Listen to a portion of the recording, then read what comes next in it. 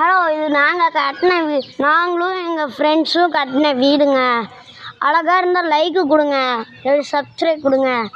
வெளியே தென்னை மட்டை போட்டு அடைச்சிருக்கோங்க, உள்ளுக்குள்ளே இப்படி தாங்க இருக்கும். நேற்று மழை வந்துருச்சுங்க, அதனாலங்க.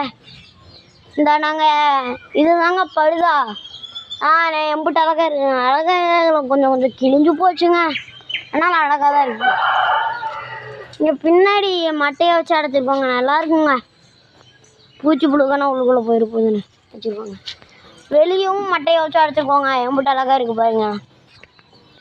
அப்புறம் ஆம்பயருங்க, ஆம்பயரு பாருங்க. ஆம்பயரு இந்த சேரு அந்த கம்பியில் தாங்க நாங்கள் போர்டு செய்யலான்னு இருக்கோம்.